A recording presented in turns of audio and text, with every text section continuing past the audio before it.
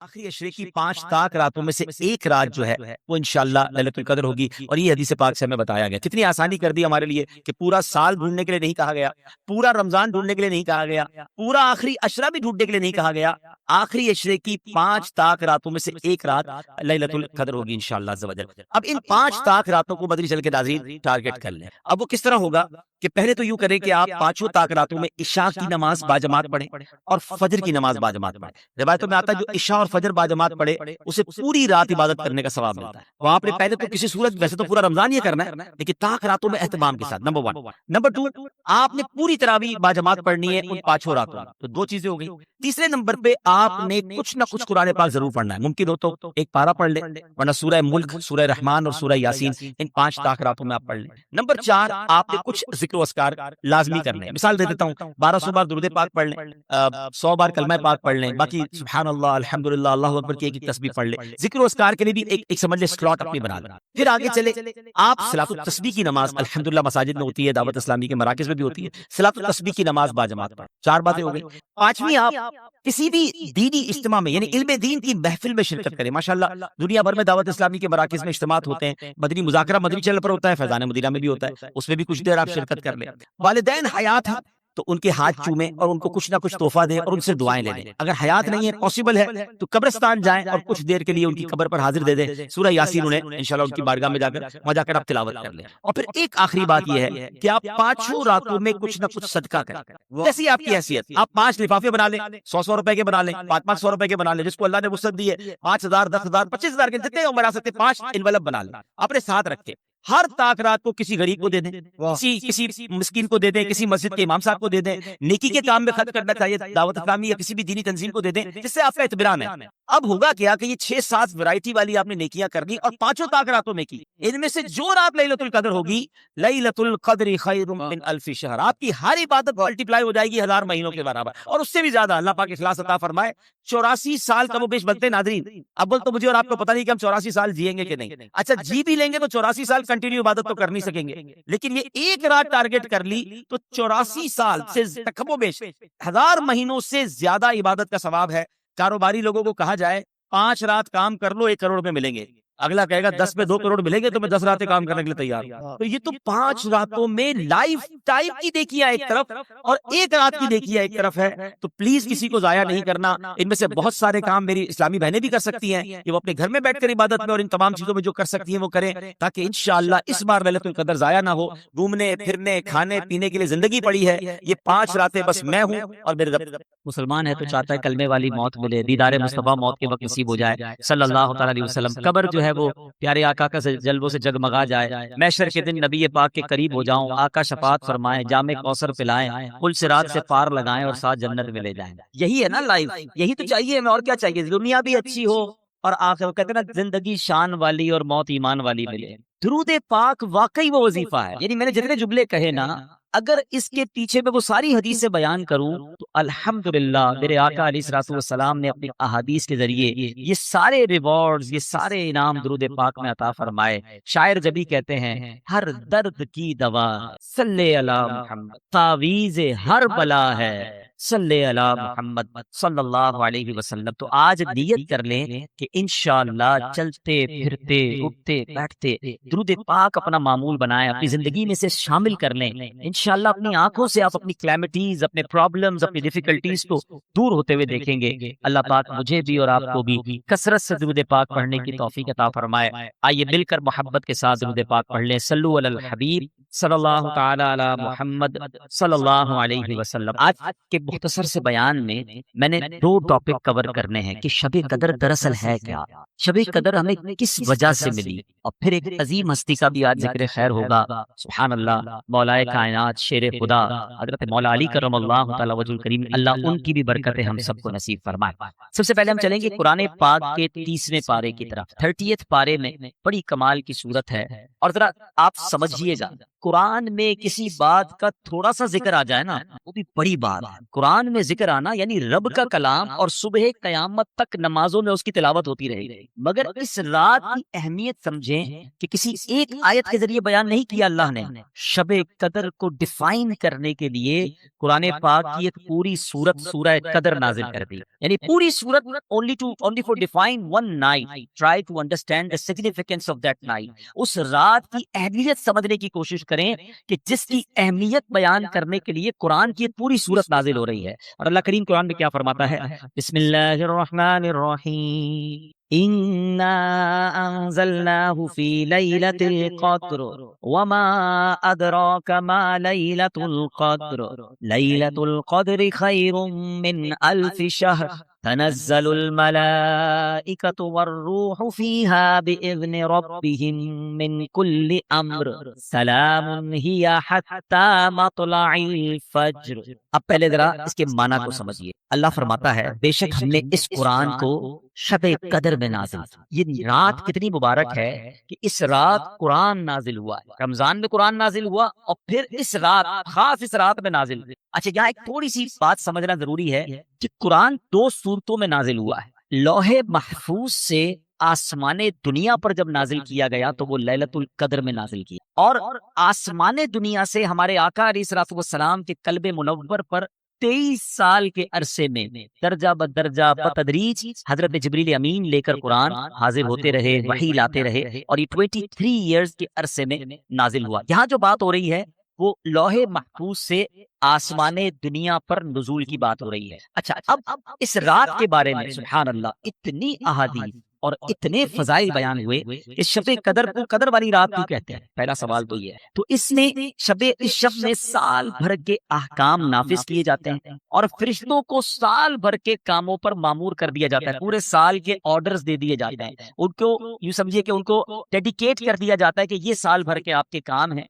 اور اس رات کو شب قدر اس لیے بھی کہتے ہیں کہ اس رات میں جو عبادتیں کی جاتی ہیں اس کی قدر کی جاتی ہے، وہ مقبول ہو جاتی ہیں، اس لیے بھی اس رات کو شب قدر کہا جاتا ہے۔ بخاری شریف کی حدیث سنیے، حضرت ابو ہریرہ رضی اللہ تعالیٰ عنہ راوی ہیں، نبی پاک علیہ الصلوۃ والسلام نے ارشاد فرمایا، جس نے اس رات میں ایمان اور اخلاص کے ساتھ شب بیداری کر کے عبادت کی تو اللہ تعالیٰ اس کے سابقہ صغیرہ گناہوں کو بخش دیتا ہے۔ کبیرہ گناہ جو ہوتے ہیں نا وہ توبہ سے معاف ہوتے ہیں، ہم انشاءاللہ توبہ بھی کریں گے، لیکن سارے پچھلے صغیرہ گناہ کس کے معاف ہوتے ہیں؟ جو اس رات شب بیداری کرے اور عبادت میں اس رات کو گزارے۔ حضرت انس بن مالک رضی اللہ تعالیٰ سے روایت ہے، اور یہ ابن ماجہ کی حدیث ہے، کہ رمضان کا مہینہ آیا تو پیارے آقا علیہ الصلوۃ والسلام نے ارشاد فرمایا، بے شک تمہارے پاس ایک مہینہ آیا اور اس میں ایک ایسی رات ہے جو 1000 مہینوں سے بہتر ہے، جو شخص اس رات سے محروم ہو گیا وہ تمام نیکیوں سے محروم رہا، جو اس رات سے محروم رہ گیا وہ تمام نیکیوں سے محروم رہا،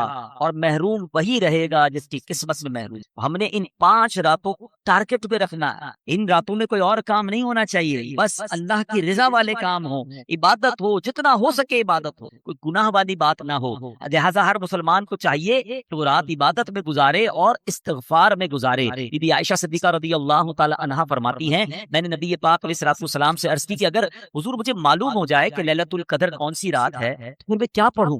میرے آقا علیہ الصلوۃ والسلام نے لیلۃ القدر کا ایک وظیفہ عطا فرمایا۔ میرے آقا فرماتے ہیں، پڑھو اللہم انک عفو کریم تحب العفو فاعف عنی۔ اے اللہ، ذرا ترجمہ سنیں اس کا، یہ اتنی ٹچی دعا ہے، اگر اس کو دل کی گہرائیوں سے پڑھے نا تو آپ کی کیفیت بن جاتی ہے، آپ کی آنکھوں میں آنسو آ جاتے ہیں۔ اللہم انک عفو، اللہ معاف کرنے والا، تحب العفو، اللہ تو معافی کو پسند کرتا ہے، فاعف عنی، اللہ مجھے بھی معاف کر دے۔ پہلے اللہ کو اس کی شان کریمی کا ذکر کر کے عرض کیا جا رہا ہے، اللہ تو معاف کرنے والا، اللہم انک عفو کریم تحب العفو، اللہ معافی کو تو پسند ہی کرتا ہے، میں بھی تو تیرا صاحب نہیں، میں بھی تو گناہگار، مجھے بھی تو معاف کر دے، فاعف عنی۔ آئیے مل کر اس دعا کو 5 راتوں میں کثرت سے پڑھنا ہے، اپنے گناہوں کو یاد کر کے سر جھکا کر شرمندگی کے ساتھ پڑھ لیں، اللہم انک عفو کریم تحب العفو فاعف عنی، اللہم انک عفو کریم تحب العفو فاعف عنی، اللہم انک عفو کریم تحب العفو فاعف عنی۔ اے میرے بیٹے اسلامی بھائیوں، یہ رات تبدیل ہوتی رہتی ہے۔ اس رات کے بارے میں بڑے اقوال ہیں، اکثر بڑے علماء کا یہ بھی قول ہے کہ 27ویں شب جو ہے وہ شب قدر ہوتی ہے۔ کچھ علماء فرماتے ہیں کہ یہ رات بدلتی رہتی ہے۔ بہرحال ہمیں ان 5 راتوں میں خوب عبادت کرنی ہے، اور اس کے بارے میں اللہ تبارک و تعالیٰ نے اس رات کو پوشیدہ کیوں رکھا ہے؟ جس طرح دیگر اشیاء کو اللہ کریم نے پوشیدہ رکھا، مثلا اللہ تعالیٰ نے اپنی رضا کو اطاعتوں میں پوشیدہ رکھا ہے۔ ہمیں نہیں پتہ کون سی نیکی سے رب راضی ہو جائے، اس لیے کیا کہا جاتا ہے، چھوٹی نیکی کو بھی نہیں چھوڑنا ہے۔ کبھی آپ نے سنا ہوگا نا کہ کسی نے کتے کو پانی پلایا، اس کی بخشش کر دی گئی، راستے سے کانٹا ہٹا دیا، اس کی بخشش کر دی گئی۔ تو چھوٹی نیکی بھی نہیں چھوڑنی ہے، کیونکہ اللہ پاک نے اپنی رضا اطاعتوں میں چھپا کر رکھا ہے۔ ہم نہیں جانتے کس عمل سے اللہ راضی ہو جائے، وہ نقطہ نواز ہے۔ تو بندہ ہر نیکی کرتا جائے، کیا معلوم اس سے میرا رب راضی ہو جائے۔ بالکل اسی طرح اللہ تبارک و تعالیٰ نے اپنے غضب کو گناہوں میں چھپا رکھا ہے۔ ہم نہیں جانتے کون سا گناہ اللہ کے غضب کے باعث بن جائے۔ بعض اوقات ہمیں لگتا ہے چھوٹا سا گناہ ہے، اور وہی رب کی ناراضی کا باعث بن جاتا ہے۔ تو بندہ اپنے آپ کو گناہوں سے بچاتا رہے۔ اسی طرح اللہ نے اپنے اولیاء کو اپنے بندوں میں چھپا کے رکھا ہے۔ ہمیں نہیں پتا کون اللہ کا ولی ہے۔ ایون ہو سکتا ہے آج ہماری ماشاءاللہ اس مسجد میں اللہ کے اتنے ولی کے نام پر یہ مسجد بنی ہے، اولیاء کرام کے بھی سردار ہیں، غوث اعظم رضی اللہ تعالیٰ عنہ۔ ہو سکتا ہے یہاں بھی کوئی اللہ کا ولی بیٹھا ہے، ہم نہیں جانتے۔ اس کا فائدہ کیا ہوا کہ چونکہ اولیاء کرام کو رب نے بندوں میں چھپا کر رکھا ہے، تو اب بندہ سب کے ساتھ عزت سے بات، اپنے ملازم سے بھی عزت سے بات کرے، غریب سے بھی عزت سے بات کرے۔ کیا پتا کہ وہ اللہ کا ولی ہو جس سے میں بدتمیزی کر رہا ہوں، جس کو گالیاں نکالتا ہوں۔ لوگ اپنے ملازمین کو گالیاں نکال رہے ہوتے ہیں، ان کو ایسے ڈانٹ رہے ہوتے ہیں جیسے غلام بنا لیا ہے۔ نہ کرو ایسا، یہ کہ وہ غریب ہے، تمہارا ملازم ہے۔ اگر وہ اللہ کا ولی ہوا نا، ویسے بھی کسی مسلمان ولی نہ بھی ہو، مسلمان ہے تو اس کی تعظیم کرنی ہے، اس کو دل نہیں دکھانا۔ لیکن اگر وہ اللہ کا ولی ہوا، یاد رکھیے گا میٹھے اسلامی بھائیوں، میں نے اب تک جتنا میرا مطالعہ ہے، تھوڑا سا یہ ہے کہ 2 ہی چیزوں کے بارے میں پڑھا ہے جس میں رب اعلان فرماتا ہو، رب کی طرف سے یہ اعلان ہو کہ جس نے یہ 2 کام کیے وہ ایسا ہے جس نے اللہ سے جنگ کی۔ ایک سود کھانے والا، سود کا کام کرنے والے کے بارے میں پڑھا، اور دوسرا کسی نے اگر اللہ کے ولی سے دشمنی کی، وہ ایسا ہے جس نے اللہ سے جنگ کی۔ یہ 2 کام کرنے والا برباد ہی ہوتا ہے۔ تو بندوں سے عزت سے پیش ہے، تو یہ اللہ کی مشیت ہے۔ اسی طرح رب نے یہ لیلۃ القدر کو بھی پوشیدہ رکھا تاکہ ہم ان 5 راتوں میں تلاش کریں، عبادت کریں۔ ورنہ ہم تو ایسے نکمے لوگ ہیں، ایک رات پتہ چل جاتی تو باقی راتوں تو پھر ویسے ہی سارے بھول جانے تھے۔ چلو اس بہانے 5 راتیں تو مسجدیں بھرتی ہیں، ان 5 راتیں تو سجدے ہوتے ہیں، کچھ عبادت ہوتی ہے۔ تو بہرحال میرے پیچھے اسلامی بھائیوں، ہمیں اس کو سمجھنا ہے۔ اچھا آگے قرآن فرماتا ہے وما ادراک ما لیلۃ القدر، تم نے کیا جانا لیلۃ القدر کیا ہے؟ اچھا یہ قرآن کا بڑا خوبصورت اسلوب ہے، بیوٹیفل اسٹائل آف قرآن۔ جب قرآن کو کوئی چیز emphasize کرنی ہے، ہماری اٹریکشن چاہیے، ہمیں بتانا ہے کہ there is something special، تو قرآن خود ہی ہم سے سوال کر رہا ہے وما ادراک ما لیلۃ القدر، تم نے کیا جانا لیلۃ القدر کیا ہے؟ ہماری اٹریکشن لی جا رہی ہے۔ عرب زبان کا بھی ایک اسلوب ہے۔ آپ دیکھیں سورہ قاریہ میں القارعۃ مل قارعہ وما ادراک مل قارعہ، قرآن وہاں بھی ڈیفائن کر رہا ہے قیامت کو۔ اب سوال کیا جا رہا ہے کہ تم نے کیا جانا قیامت کیا ہے، قارعہ کیا ہے؟ پھر فوراً اس کے بعد قرآن اس کو ڈیفائن کرتا ہے کہ وہ دن کیسا ہوگا۔ یہاں بھی قرآن نے یہ اسلوب اختیار کیا، اللہ کا کلام کہہ رہا ہے وما ادراک ما لیلۃ القدر، تم نے کیا جانا لیلۃ القدر کیا؟ پھر آگے خود قرآن بتا رہا ہے لیلۃ القدر خیر من الف شہر، یہ رات 1000 مہینوں سے بہتر رات ہے۔ اب 1000 مہینوں کا مطلب کیا ہوا؟ 83 years and 4 months، اپروکسیمیٹلی 83.5 سال۔ یہ سوال ذہن میں آ سکتا ہے کہ قرآن نے 100 سال نہیں کہا، 150 سال نہیں کہا، 1000 مہینوں کی کیلکولیشن کہاں سے آئی؟ سبحان اللہ۔ اس کے پیچھے بہت سارے شان نزول علماء نے بیان کیا۔ ایک شان نزول یہ ہے کہ نبی پاک علیہ الصلوۃ والسلام نے بنی اسرائیل کے بہت عظیم بزرگ کا واقعہ صحابہ کرام کو سنایا۔ ان کا نام تھا حضرت شمعون رضی اللہ عنہ۔ واقعہ کیا تھا؟ واقعہ یہ تھا کہ وہ اللہ کے بڑے ولی تھے، بڑے جاندار بھی تھے، بڑی اللہ کی انہوں نے عبادت کی، اور ایسی عبادت کی کہ 1000 مہینوں تک وہ روزانہ روزہ رکھتے تھے، رات کو عبادت کرتے تھے اور جہاد بھی کرتے تھے، اور بڑے طاقتور بھی تھے، ان پر کافر قابو نہیں پا سکتے تھے، اور بڑی چال چل کر بڑی مکاری کے ساتھ انہوں نے ان کو گرفتار کیا، اور پھر ان کو یوں سمجھیے کہ ٹکڑے ٹکڑے کر کے شہید کیا گیا۔ بڑا ظلم بھی ہوا ان کے اوپر، پھر جنہوں نے ان کو شہید کیا ان پر عذاب بھی نازل ہو گیا۔ بڑا طویل واقعہ، میں اس کو شارٹ کر کے بیان کیا میں نے۔ اچھا جب یہ واقعہ نبی پاک علیہ الصلوۃ والسلام نے صحابہ کو سنایا نا، تو صحابہ کرام علیہم رضوان جو تھے ان کا مائنڈ سے سوال کا تھا، ایسے کمال کے صحابہ ہیں، سبحان اللہ۔ اب جب یہ واقعہ سنا، اب آپ نے بھی سنا، میں نے بھی سنا، ہمیں تو لگتا ہے کہ یار کتنے بڑے بزرگ تھے، ماشاءاللہ کتنی عبادت کی، کتنا ثواب کمایا۔ وہ فوراً اپنی نیکیوں کے بارے میں فکر مند ہو جاتے ہیں. کہتے حضور یہ پہلی قوم والے تو آگے بڑھ گئے, ہماری تو عمریں چھوٹی ہیں, 1000 مہینے تک تو وہ روزے رکھتے رہے, 1000 مہینے تک تو رات عبادت کرتے رہے, جہاد کرتے رہے, 1000 مہینوں کا مطلب 83.5 سال اپروکس, ہماری تو عمر 60 70 80 سال, یہ تو ہمارے پاس ٹائم ہی نہیں, اتنا ٹائم ہی نہیں ہماری لائف میں, وہ نیکیوں میں آگے بڑھ گئے. یہ بہت بڑی کمال کی جملہ ذرا سمجھیے گا. صحابہ رنجیدہ ہوئے کہ دوسری قوم, دوسری جو امت ہیں وہ نیکیوں میں آگے بڑھ رہی ہیں, ہم پیچھے رہ گئے. آج ہمارا حال یہ ہے کہ ہم یہ سوچتے ہیں کہ فلاں بنگلہ بڑا بنا لیا اس نے, وہ کاروبار میں آگے بڑھ گیا, وہ پیسوں میں آگے بڑھ گیا, اس کی گاڑی اچھی ہو گئی, اس نے موبائل اچھا خرید لیا, ہم اسی ٹینشن میں رہ گئے. مجھے آج تک یہ بات سمجھ نہیں آتی کہ جو کسی کا گھر, کاروبار یا اس کی ویلتھ دیکھ کر ڈی مورلائز ہوتا ہے, اپنے آپ کو پیچھے فیل کرتا ہے, وہ کسی تہجد گزار کو دیکھ کر کیوں نہیں پیچھے فیل کرتا؟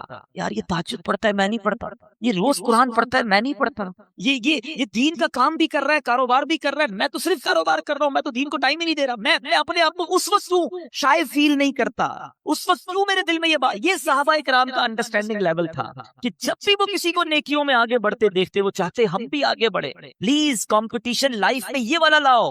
یہ جو دنیا کا کمپٹیشن ہم لے آئے نا, اس میں کبھی بھی پرسکون نہیں ہو گیا. ہر شیر کا سوا شیر موجود ہے. آپ لاکھ پتی ہو جائیں گے تو کروڑ پتی نظر آئے گا, کروڑ پتی نظر آئیں گے تو ارب پتی نظر آئے گا, ارب پتی بھی بن جاؤ گے تو پھر آگے اس سے آگے والا نظر آئے گا, اور اسی ریس میں زندگی ختم ہو جائے گی. کرنا کیا ہے؟ پلیز یہ سیکھو. یہ لیلۃ القدر ملی کتنی عظیم, کیوں ملی؟ جب صحابہ کرام غمزدہ ہوئے تو نبی پاک کے بھی قلب اقدس پر جو ہے وہ رنج طاری ہو گیا. میرے آقا علیہ الصلوۃ والسلام کے جب دل پر رنج طاری ہو, یہ رب کو کب گوارا ہے. جبریل امین آئے, حضور آپ غمزدہ نہ ہو, اللہ کریم نے آپ کی امت کو ایک رات ہر سال ایسی عطا کر دی ہے جو اس رات میں عبادت کر لے گا حضرت شمعون کی ان 1000 مہینوں کی عبادت سے زیادہ ثواب کما لے. لیلۃ القدر خیر من الف شہر, برابر نہیں کہا قرآن نے کہ وہ رات 1000 مہینوں سے برابر ہے, نہیں. قرآن کہتا ہے 1000 مہینوں سے افضل ہے. افضل کتنا ہے وہ رب جانے, اس کی عطائیں جانے. اور یہ وہ نارمل 1000 مہینے نہیں ہیں کہ ایک بندہ 1000 مہینے زندہ رہ کر نمازیں پڑھتا رہا, اس کے برابر نہیں. یہ وہ حضرت شمعون جو 1000 مہینوں تک روزے رکھتے رہے, 1000 مہینوں تک عبادت کرتے رہے, جہاد کرتے رہے, شہادت کا مرتبہ پایا. اللہ اکبر. نبی پاک کی کرم نوازی سے, اللہ کے حبیب کی امت ہونے کی برکت سے اللہ نے ایک رات ہر سال دے دی کہ جو اس ایک رات میں عبادت کر لے حضرت شمعون کی ان 1000 مہینوں سے عبادت سے زیادہ ثواب کما لے. تو یہ اتنا بڑا احسان, اور یہ ہمیں کیوں ملی؟ یہ احسان مانو, احسان فراموش نہیں ہونا چاہیے. یہ سب کچھ ملا ہے نبی پاک کے سر. ایمان ملا ان کے صدقے, رمضان ملا ان کے صدقے, قرآن ملا ان کے صدقے. سچی بات تو یہ ہے رحمان ملا ان کے صدقے. وہ کیا ہے جو در مصطفیٰ سے ہم نے پایا نہیں ہے؟ جس کو اتنا کچھ نبی پاک کے صدقے ملا ہو, اس کی تو زندگی ان کی محبت میں گزرنی چاہیے, اس کی تو زندگی ان کا گن گاتے ہوئے گزرنی چاہیے, ان کی سنتوں پر عمل کرتے گزرنی چاہیے. تو اے میرے میٹھے اسلامی بھائیوں, اب سمجھ لو یہ کتنی بڑی رات ہے. in between those 5 nights کوئی ایک رات شب قدر ہے. تو ہم نے ان 5 راتوں میں کمر بستہ ہو جانا ہے. دن کو ریسٹ کیجئے گا, دن بیزی نہ گزاریں گے رات تھک جائیں. ان 5 راتوں کو پلان کیجئے کہ ہم دن میں ریسٹ کریں, رات پوری جاگیں. جیسے یہ اجتماع ختم ہو, آپ کو کہیں گھومنے پھرنے جانے کی ضرورت نہیں. ماشاءاللہ مسجد میں بیٹھے, گھر بھی جانا ہے تو تلاوت کریں, تھوڑی دیر بعد تسبیح لے لیں, ذکر و اذکار پڑھیں. مدنی چینل پر پروگرام چل رہے ہوں گے وہ کریں. میں نے یہاں سے ایک اور جگہ بیان کرنے چاہنا ہے, وہاں آ جائیں, لیکن کوشش کریں کہ یہ رات فضول باتوں میں نہ ہو. اچھا, اس رات ایک اور کام بھی آپ نے کرنا ہے کہ آپ 5 راتیں صدقہ کریں. کچھ بھی کریں, جس کی جتنی حیثیت, 50 روپے کرے, 100 روپے کرے, 1000 کرے, لاکھ کرے, 5 راتوں میں کچھ صدقہ ضرور کر دینا. جو رات لیلۃ القدر ہو گئی, تمہارا صدقہ لیلۃ القدر والا صدقہ ہو جائے گا. تو یہ آپ بیپاری لوگ بیٹھے ہیں, کاروباری لوگ بیٹھے, پلان کریں نا. ان 5 راتوں کو پلان کریں کہ وہ کون کون سی عبادت, جن کے والدین کی قبریں قریب ہیں, پاسبل ہے جانا, 5 راتیں قبرستان چلے جائیں. تو ماں باپ کی قبر پر جانا لیلۃ القدر میں جانا ہو جائے گا. تو اب آپ سوچتے جائیں کہ میں اس رات کو کیا کیا ایسا کر سکتا ہوں کہ ان 5 راتوں میں سے جو رات لیلۃ القدر ہو, انشاءاللہ میری وہ رات, وہ عبادت جو ہے وہ لیلۃ القدر میں کاؤنٹ ہو جائے. ایک بزرگ کے بارے میں آتا ہے, انہوں نے اپنی زندگی کا ایک تجربہ بیان کیا. اٹس ناٹ کمپلسری, مگر یہ بھی ایکسپیرینس ہمارے سامنے آ جائے کہ وہ فرماتے ہیں, حضرت شیخ ابو الحسن شاذلی رحمۃ اللہ تعالی علیہ, وہ کیا فرماتے ہیں کہ جب کبھی اتوار یا بدھ کو پہلا روزہ ہوا تو 29ویں شب, اگر پیر کو پہلا روزہ ہوا تو 21ویں شب, اگر پہلا پہلا روزہ منگل یا جمعے کو ہوا تو 27ویں شب، اور اگر پہلا روزہ جمعرات کو ہوا تو 25ویں شب، اور اگر پہلا روزہ ہفتے کو ہوا تو میں نے 23ویں شب کو شب قدر پایا۔ اچھا، بہت بڑے بڑے علماء کا ماننا یہ ہے کہ 27ویں شب شب قدر ہے۔ اس میں ایک بڑا اسٹرانگ اشارہ ہے، یہ لیلۃ القدر سورت میں ہی لیلۃ القدر آیا 3 بار، ٹھیک ہے، انا انزلناہ فی لیلۃ القدر وما ادراک ما لیلۃ القدر لیلۃ القدر خیر من الف شہر، کتنی بار آیا؟ 3 بار۔ اچھا، لیلۃ القدر جو لفظ ہے اس پہ 9 حروف ہیں، ٹھیک ہے، اس کو کاؤنٹ کریں گے تو 9 حروف ہیں، 9 ملٹیپلائی بائی 3 27۔ تو کچھ علماء کہتے ہیں یہ اشارہ ہے کہ 27ویں رات جو ہے وہ شب قدر ہے۔ بہرحال یہ ساری باتیں کرنے کا مقصد یہ ہے کہ اس بات کو سمجھیے، اور ان 5 راتوں میں ہم نے انشاءاللہ عبادت کرنی ہے، اور اس رات کی کچھ علامتیں بھی بیان کی۔ دیکھیں نبی پاک نے کتنا بڑا احسان کیا کہ بہت ساری ہمیں نشانیاں بھی بتا دی۔ اس رات کے سمپٹمز کیا ہیں؟ فرمایا کہ حضرت عبادہ بن صامت رضی اللہ تعالیٰ عنہ نے بارگاہ رسالت میں شب قدر کے بارے میں سوال کیا۔ پیارے آقا نے فرمایا کہ شب قدر رمضان کی آخری طاق رات، آخری عشرے کی طاق رات، 21 23 25 27 29 میں سے تلاش کرے۔ پھر فرمایا جو اس میں اس رات کی علامتیں کیا ہیں کہ وہ مبارک کھلی ہوئی شب ہوگی، نہ زیادہ گرمی ہوگی اس رات، نہ زیادہ سردی ہوگی، بلکہ یہ رات معتدل یعنی ماڈریٹ ہوگی۔ اس پہ چاند کھلا ہوا ہوا، شیطان کو آسمان سے ستارے نہیں مارے جاتے۔ کبھی کبھی آپ دیکھتے ہیں کہ سٹار ٹوٹ رہے ہوتے ہیں، نظر آتے ہیں، کبھی کبھی نظر آتے ہیں، یہاں تو نہیں شہر میں، گاؤں میں نظر آتے ہیں، لیکن اس رات کو شیطان کو ستارے نہیں مارے جاتے۔ اور یہ بھی بتایا کہ اس رات کے بعد جو صبح آتی ہے، اس رات یعنی صبح جو سورج نکلتا ہے وہ بغیر شعاؤں کے طلوع ہوتا ہے، یعنی سورج ایسے نکلتا ہے جیسے 14ویں رات کا چاند ہو۔ جو لیلۃ القدر کے بعد کی صبح ہوتی ہے اس سورج کی بھی نشانی فرمائی گئی، اور بعض علماء یہ بھی فرماتے ہیں کہ اس رات جو ہے سمندر کا پانی میٹھا ہو جاتا ہے۔ اچھا، یہ ساری نشانیاں تو بیان ہوئی روایتوں میں، کتابوں میں، احادیث میں، ضروری نہیں کہ ہر نشانی ہم دیکھ سکیں، وہ آنکھ بھی تو چاہیے۔ آنکھ والا تیرے جوبن کا تماشا دیکھے، آنکھ والا تیرے جوبن کا تماشا دیکھے، دیدائے کور کو کیا آئے نظر کیا دیکھے۔ تو بہرحال یہ علامتیں بھی بیان ہوئی، ہمیں انشاءاللہ، میں بھی نیت کرتا ہوں، آپ بھی نیت کریں کہ انشاءاللہ یہ 5 راتیں ہم خوب عبادت میں گزاریں گے، انشاءاللہ دعاؤں میں گزاریں گے۔ اب میں ٹرن کرتا ہوں اپنے ٹاپک کو ایک عظیم ہستی کی طرف، اور یہ بہت ہی کمال کی ہستی ہیں۔ 21 رمضان ان کا یوم شہادت ہے، شیر خدا آپ کا لقب رہا، نبی پاک کے بہت زبردست ساتھی رہے، اور سبحان اللہ آپ کے فضائل سنتے ہیں تو ایمان تازہ ہو جاتا ہے۔ اللہ کریم نے کیسے فضائل سے نوازا۔ بچوں میں سب سے پہلے ایمان لانے والے حضرت مولا علی شیر خدا کرم اللہ تعالی وجہ الکریم ہیں۔ آپ کو کرم اللہ تعالی وجہ الکریم کہا جاتا ہے۔ یہ بڑا کوشچن آتا ہوگا ذہن میں کہ سارے صحابہ کو رضی اللہ تعالی عنہ کہا جاتا ہے، اور مولا علی کو کرم اللہ تعالی وجہ الکریم کیوں کہا جا رہا ہے؟ کرم اللہ تعالی وجہ الکریم کا مطلب یہ ہے اللہ پاک آپ کے چہرے کی وجاہت کو، آپ کے چہرے کے فیض کو اور بڑھائے، اور اللہ نے بڑھایا۔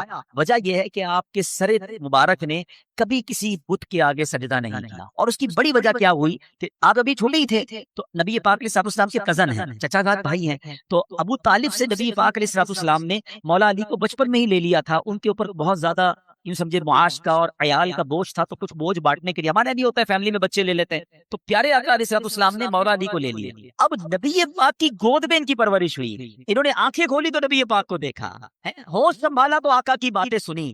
یہ نبی پاک کی بچپن سے ٹرینڈ ہے، نبی پاک کا ڈائریکٹ فیضان جو ہے وہ مولا علی شیر خدا کرم اللہ تعالی وجہ الکریم کو ملا۔ اچھا، آپ کا ایک اور لقب تو بڑے ہیں، کرار، اور آپ کو شیر خدا، اسد اللہ، اسد الرسول، آپ کا ایک بڑا یونیک کنیت، اور وہ ہے ابو تراب۔ ابو تراب کہتے ہیں مٹی والے۔ ایک بار نبی پاک علیہ الصلوۃ والسلام، کیونکہ آپ نبی پاک علیہ الصلوۃ والسلام کی پیاری شہزادی آپ ہی کے نکاح میں تھی، خاتون جنت بی بی فاطمہ رضی اللہ تعالیٰ عنہا، تو ایک بار نبی پاک علیہ الصلوۃ والسلام مولا علی شیر خدا کرم اللہ تعالی وجہ الکریم کے گھر گئے، تو کہا علی کہاں ہیں؟ کہا وہ گھر سے باہر ہیں۔ اور جب گھر سے باہر میرے آقا گئے تو وہ مٹی پر لیٹے ہوئے تھے، اب وہ لیٹے ہوئے تھے، کپڑوں پر اور جسم پر بھی مٹی لگ گئی، تو نبی پاک علیہ الصلوۃ والسلام نے بڑے پیار سے کہا قم یا ابا تراب، اے مٹی والے کھڑے ہو جاؤ۔ مولا علی کہتے ہیں اس کے بعد سے مجھے میرے نام سے زیادہ ابو تراب کو نیت سے محبت ہو ہے۔ اور اعلیٰ حضرت امام اہل سنت کیا خوبصورت بات لکھتے ہیں، اس نے لقب خاک شہنشاہ سے پایا۔ لقب خاک، خاک کو کہتے ہیں، لقب کیا ملا؟ خاک کا۔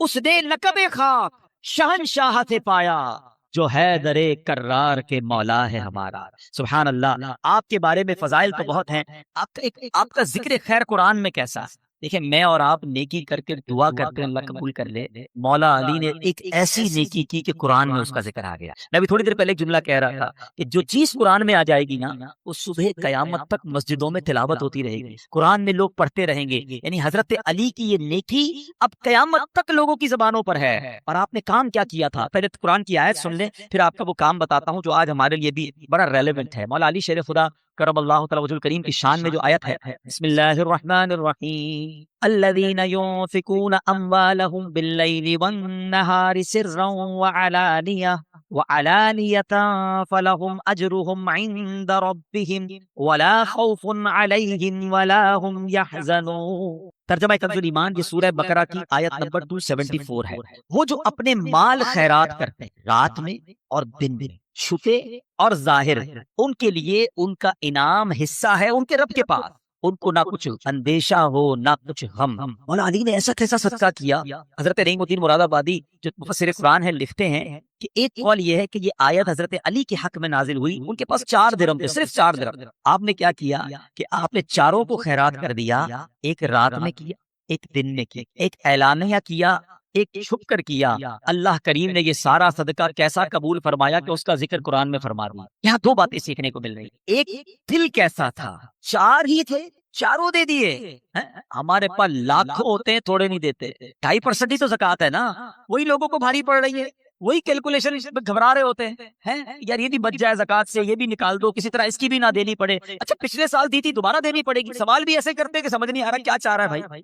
حضرت وہ پچھلے سال دے دی تھی، سونا وہی ہے تو دوبارہ دے دیں۔ ارے بھائی ہر سال گزرنے کے بعد 2.5% آپ نے دینا ہے۔ بات ہم کرتے ہیں کہ ہم پنجتن کے غلام ہیں، بات ہم کرتے ہیں ہم صحابہ کے جناب چاہنے والے ہیں۔ دیکھو یہ تھے صحابہ کہ جو ہوتا تھا وہ دے دیتے تھے، اور کیا انداز تھا کہ چھپ کر بھی دے رہے ہیں، صبح بھی دے رہے ہیں، کوئی تو ادا اللہ کو پسند آ جائے، رات بھی دے رہے ہیں۔ سبحان اللہ۔ یہاں ایک اور بات سیکھنے کو مل رہی ہے کہ صدقہ دیں، نیکی کریں، اس کے پیچھے ریزن ایک ہو کہ اللہ کی رضا ہو، اخلاص ہو، لوگوں کو دکھانے کے لیے نہ مال خرچ کریں نہ عبادت کریں۔ یہاں بڑا برا حال ہے، پلیز شیطان کی اس وار کو آج ہم سارے سمجھ لیں، کبھی نہیں چاہے گا ہم نیکی کریں۔ آج ہم یہاں اجتماع میں آئے ہیں نا، ہم یہ بیٹھے ہیں، شیطان کو بہت برا لگ رہا ہے، اب وہ پلان کر رہا ہوگا یار اس کی رات برباد کیسے کرے۔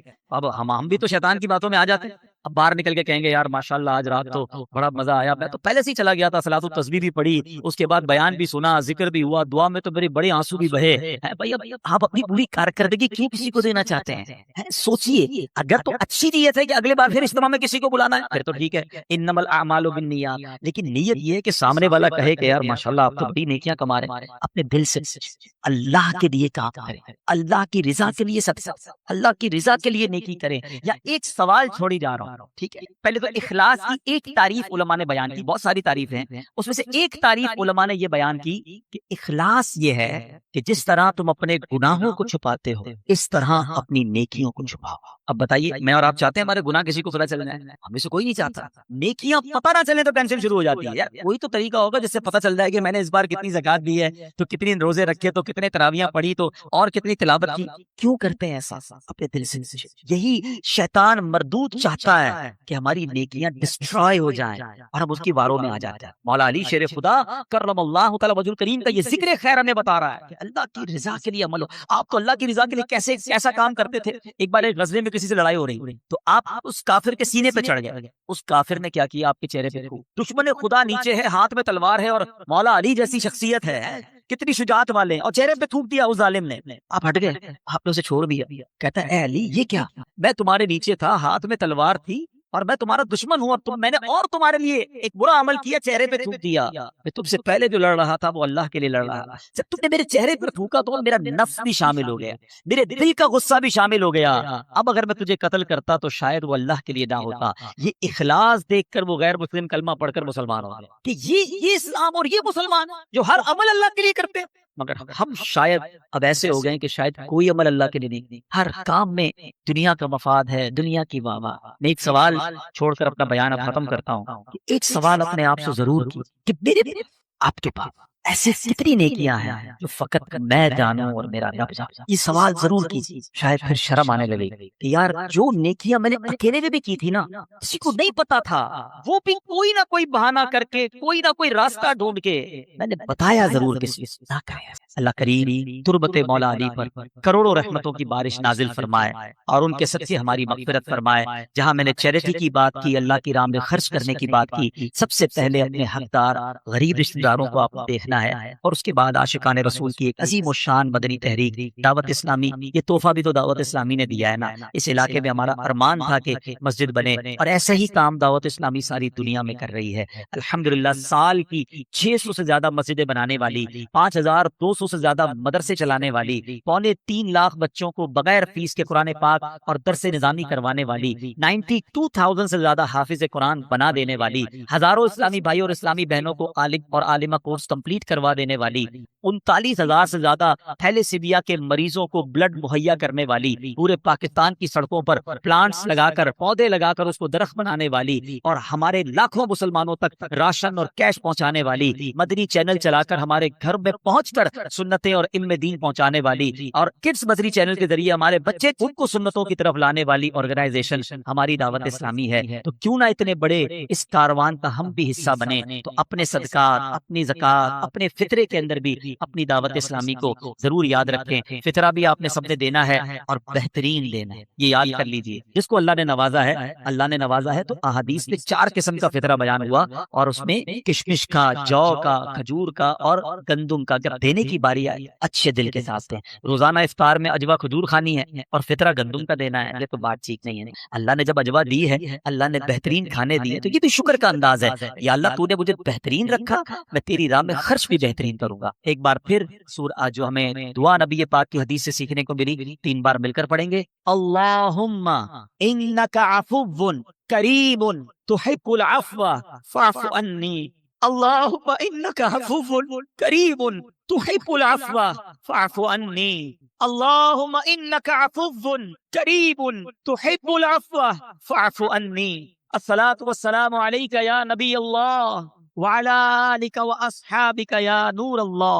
الحمدللہ رب العالمین، والصلاة والسلام على سید الانبیاء والمرسلین، یا ارحم الراحمین، یا ارحم الراحمین، یا ارحم الراحمین، یا ربنا یا ربنا یا ربنا یا ربنا یا ربنا۔ اللہم انک عفو کریم تحب العفو فاعف عنا یا غفور، فاعف عنا یا کریم۔ اللہم انک عفو کریم تحب العفو فاعف عنا یا کریم۔ اللہم انک عفو کریم تحب العفو فاعف عنا یا کریم۔ اللہم اجرنا من النار، اللہم اجرنا من النار، اللہم اجرنا من النار۔ ربنا تقبل منا انک انت السمیع العلیم وتب علینا یا مولانا انک انت التواب الرحیم۔ اللہم ربنا آتنا فی الدنیا حسنہ وفی الآخرۃ حسنۃ وقنا عذاب النار۔ اللہم ربنا لا تؤاخذنا یوم القیامہ، اللہم ربنا لا تؤاخذنا یوم القیامہ۔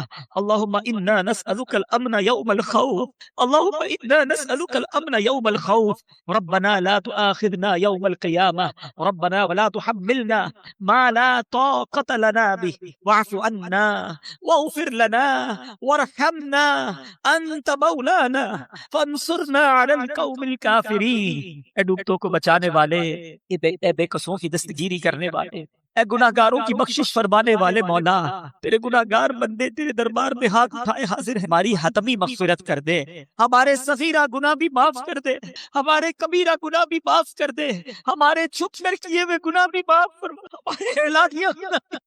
اللہ اگر تو نے ہمیں معاف نہ کیا ہم کدھر جائیں گے؟ تیرے سوا کون ہے جس کے دربار پہ مغفرت طلب کرے؟ اگر بڑی رات بھی تیرے گھر پہ بیٹھ کر نہ بخشے گئے تو پھر کدھر جائیں گے مولا؟ ہم تیرے بندے ہیں، اے اللہ تیرے نافرمان ضرور ہیں مگر تیرے باغی نہیں ہے مولا، تجھی کو اپنا رب مانتے ہیں، تیرے غریب علیہ السلام کے امتی ہیں، ان سے محبت کرتے ہیں۔ اے رب کریم، اے رب کریم، بس آج ہم پر نگاہ رحمت فرما دے، اگر تو نے ہم سب کو جنت میں داخل داخل کر دیا، تیری جنت میں کوئی جگہ کم نہیں پڑے گی، تیرا کچھ نہیں جائے گا، ہمارا بیڑا پار ہو جائے گا۔ اے اللہ بس آج ہماری حتمی مغفرت فرما دے، ہم سے صدا کے لیے راضی ہو جا، جنت الفردوس ہمارا مقدر کر دے۔ اے رب کریم ہمارے ماں باپ کو بھی بخش دے، اللہم ارحمہما کما ربیانی صغیرا، باپ کو بخش دے۔ اے اللہ ہم میں سے جن کے والدین دنیا سے چلے گئے ان کی قبروں کو جنت کا باغ بنا دے، کروٹ کروٹ میں جنت کی نعمت عطا کر۔ اے رب کریم انہوں نے ہم پر بڑی مہربانیاں کی، اب وہ تیری رحمت کے حوالے ہیں۔ اے اللہ اپنی رحمتوں کی بارش ان پر نازل فرما، جن کے والدین حیات ہیں ان کو ترازی عمر بالخیر عطا فرما، ان کا سایہ ان کے بچوں پر تا دیر قائم و دائم فرما۔ اے اللہ ہمارے بھائی بہنوں کو بخش دے، ہمارے بیوی بچوں کو بخش دے، ہمارے مرحومین کو بخش دے، ہمارے رشتہ داروں کو بخش دے، اے اللہ ہمارے دوستوں کو بخش دے، ہم سے محبت کرنے والوں کو بخش دے۔ اے کریم نبی پاک علیہ الصلوۃ والسلام کی ساری امت کی بخشش فرما۔ اے اللہ ہمیں تو مانگنا بھی نہیں آتا، جو جو ہمارے حق میں بہتر ہے ہمیں عطا کر دے۔ اے اللہ نفس و شیطان کے واروں سے بچا لے، اپنے پسند کے بندوں میں ہمیں شامل فرما لے، اخلاص کی دولت عطا کر دے۔ اے اللہ ریاکاری نے کہیں کا نہیں چھوڑا، اول تو نیکی ہوتی نہیں، ہو جائے تو سنبھلتی نہیں۔ اے اللہ ہم بڑے ناکارہ ہو گئے، ہمارے دل و دماغ کو پاکیزہ کر دے، ہمیں اخلاص کی دولت عطا کر دے، دکھلاوے اور بناوٹ سے بچا لے، اپنے مخلص بندوں میں شامل فرما لے، سجدوں کی لذت عطا فرما، تلاوت کا ذوق عطا فرما۔ اے اللہ جو تو نے رمضان میں نیکیوں کا ذوق دیا ہے ایسا کرم کر دے کہ ہم سارا سال نمازیں پڑھنے والے بن جائیں، مسجدیں سارا سال آباد رہے۔ اے اللہ نفس و شیطان کے واروں سے محفوظ فرما، ہم سب کو فقط رزق حلال عطا فرما، رزق حرام سے ہم سب کو محفوظ فرما، ہم سب کے رزق حلال میں برکت ڈال دے۔ اے اللہ جو بے اولاد ہیں انہیں نیک اور صالح اولاد دے دے۔ اے اللہ جو اولاد والے ہیں ان کی اولادوں کو ان کے والدین کی آنکھوں کا نور بنا دے، ہمارے بچوں کو ہمارے لیے صدقہ جاریہ بنا دے، ہماری مغفرت کا ذریعہ بنا دے۔ اے اللہ جو بچوں اور بچیوں کے دکھ میں ہیں اے اللہ ان کے وہ دکھ دور کر دے، بچوں کا سکھ عطا کر دے۔ اے کریم ہاتھ اٹھے ہیں، تو نام بھی جانتا ہے سب کے، کام بھی جانتا ہے، بڑی امید سے تیرے بندے ہاتھ اٹھائے حاضر ہیں کہ رحمان کے دربار میں آئے، کریم کے دربار میں بھکاری آئے ہیں۔ اے اللہ کبھی کبھی ہمیں اپنی مشکل بہت بڑی لگتی ہے کہ یہ کیسے حل ہوگی، یہ مسئلہ کیسے سالو ہوگا۔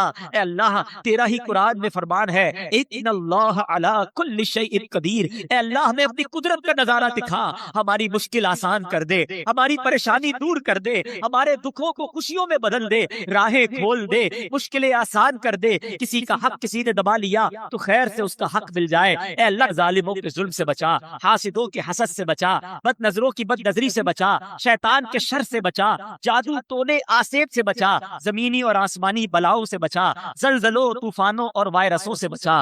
اے کریم بس اپنے پسندیدہ بندوں میں شامل کر لے۔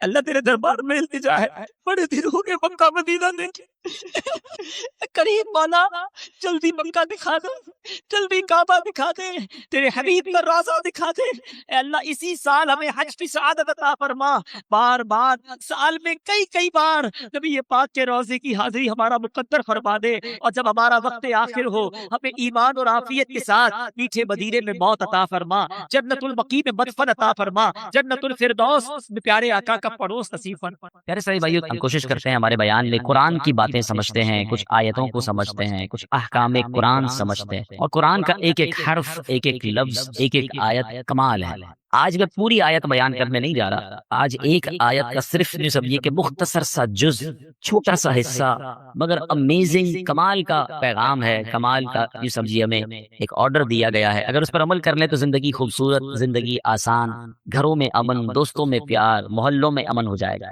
ایسا کیا ہے 2-3 الفاظ کے اندر اتنی کمال کی بات فرما دی گئی۔ چنانچہ پارہ نمبر 1 ہے، سورہ بقرہ ہے، آیت نمبر ہے 83۔ اللہ ارشاد فرماتا ہے وَقُولُوا لِلنَّاسِ حُسْنًا، اور لوگوں سے اچھی بات کہو۔ قرآن نے کیا کہا؟ لوگوں سے جب بھی کریں اچھی بات کریں۔ سبحان اللہ، یہ حکم اگر ہم اپنا لینا تو یہ سمجھے ہمارے معاشرے میں امن و سکون ہو جائے گا۔ وَقُولُوا لِلنَّاسِ حُسْنًا، لوگوں سے اچھی بات کرو۔ یہ جادو جیسا اثر رکھنے والا حکم ہے، ہاں، کہ لوگوں سے اچھی بات ہو۔ آپ یقین کریں آپ زندگی کے ہر میدان میں کامیاب ہو سکتے ہیں اگر یہ حکم پر ہم عمل کرنے والے بن جائیں۔ کس طرح بڑے بڑے معاملات سارٹ آؤٹ ہو گئے، بڑی بڑی جنگیں ٹل گئیں، بڑی بڑی مصیبتیں ٹل گئیں۔ ایک واقعہ بتاتا ہوں، تاریخ گواہ ہے کہ جو کام تیروں اور تلواروں سے کرنا ممکن نہیں تھا، میٹھے بول اور اچھی بات نے وہ کام کر دکھایا۔ تاتاری قوم، یہ ایک ایسی قوم تھی، بڑی ظالم قوم، اس نے دنیا پر بہت ظلم و ستم بہائے، اس نے خون کی ندیاں بہائیں، درجنوں بار ان کے ساتھ جنگیں لڑی گئیں، مگر اس قوم کو ہرا نہیں پاتے تھے لوگ، وہ قتل و غارت گری کرتے چلے جاتے اور ملک کے ملک تباہ و برباد کرتے چلے جاتے۔ اب کیا ہوا کہ خراسان کے ایک بزرگ تھے، انہیں خواب میں حکم ملا کہ جاؤ اور جا کر تاتاری قوم کو اسلام کی دعوت دے۔ وہ قوم جو ایسی جنگجو ہے، لڑنے کے لیے تیار ہے، تو بتایا جاتا تھا کہ ہلاکو خان اور یہ لوگ جو لوگ تھے یہ کھوپڑیوں کے مینار بنایا کرتے تھے۔ تو جب ہلاکو خان کا بیٹا تھا تگودار خان، اس کی حکومت تھی، وہ بزرگ رحمۃ اللہ تعالی علیہ سامان باندھا انہوں نے اور اس کے پاس پہنچ گئے۔ اب اللہ والے تھے، چہرے پہ داڑھی بھی تھی، سنت و بھرا لباس بھی تھا، ایک مذہبی حلیہ بھی تھا۔ جب آپ اس کے سامنے گئے اسلام کی دعوت دینے تو تگودار خان کو ایک جو ہے وہ شرارت سوجی، وہ کہتا ہے مولانا صاحب آپ مجھے اسلام کی دعوت دینے آئے، پہلے یہ تو بتائیں تمہاری داڑھی کے بال اچھے ہیں یا میرے کتے کی دم اچھی ہے؟ اب کیسا غصہ دلانے والا جملہ تھا، کتنا دل توڑنے والا جملہ تھا، کتنا بدتمیزی والا جملہ تھا، مگر اللہ والے تھے نا، اسلام کی بات کرنے گئے تھے، قرآن کے احکام پتہ تھے کہ بات اچھی کرنی ہے۔ کیا کمال کا جواب دیا، کہا دیکھو میں اپنے اللہ کا ماننے والا ہوں، اللہ کا بندہ ہوں، اگر تو میں اس کا فرما بردار ہوں تو میں اچھا ہوں، ورنہ پھر تمہارے کتے کی دم اچھی ہے۔ اگر اللہ ہی مجھ سے ناراض ہے، میں اس کی فرما برداری کر نہیں رہا، تو پھر تو مجھ سے کتا ہی اچھا ہے، کیونکہ کم از کم تمہارا وفادار تو ہے نا۔ میں اپنے رب کا ہی اگر وفادار نہیں تو پھر تو مجھ سے اچھا کتا ہو گیا۔ اب ایک اتنی بڑی مذہبی شخصیت سے، ایسے مذہبی اولیے والے سے ایسا جواب سنا، بدتمیزی کے مقابلے میں رپلائی کیا ملا؟ اچھا، سافٹ اور حکمت بھرا۔ جب یہ میٹھے بول اس نے سنے نا تو تگودار خان کے دل پر اثر کر گیا، اس پر جو شرارت کا بھوت سوار تھا وہ اتر گیا۔ اب وہ نرمی سے بولا اب تو آپ میرے مہمان ہیں، میرے پاس قیام فرمائیں۔ چنانچہ وہ بزرگ جو تھے وہ تگودار خان کے یہاں رہنے لگے۔ روزانہ رات کو وہ ان کے پاس آتا، بزرگوں نے پیاری پیاری باتیں بتاتے، اسلام کی تعلیمات بتاتے، نبی پاک کے واقعات سناتے۔ اور ایک بار ایسا وقت آیا کہ وہ تگودار خان جو ہلاکو خان کا بیٹا اور تاتاری قوم جو ظلم و ستم کی آندیاں بہاتی تھی، جن سے تلواروں سے کوئی جیت نہیں سکتا تھا، آخر کار کلمہ پڑھ کر مسلمان ہو گیا اور نبی پاک علیہ الصلوۃ والسلام کا شیدائی بن گیا۔ اس کے نتیجے میں پھر تاتاری قوم بھی مسلمان ہو گئی۔ اللہ اکبر! یوں میٹھے بول کی برکت سے خوخار قوم جو تھی، جو تلواروں سے زیر نہ آئی، وہ اچھی بات اور اچھی طریقے سے گفتگو کرنے کی وجہ سے وہ زیر ہو گئی اور وہ مسلمان ہو گئے۔ اے میرے پیارے اسلامی بھائیو، اصل بات سمجھانے کا مقصد ہے کہ بہت ساری چیزیں لڑائی جھگڑے سے نہیں، اچھی بات کر کے حاصل کی جا سکتی ہیں۔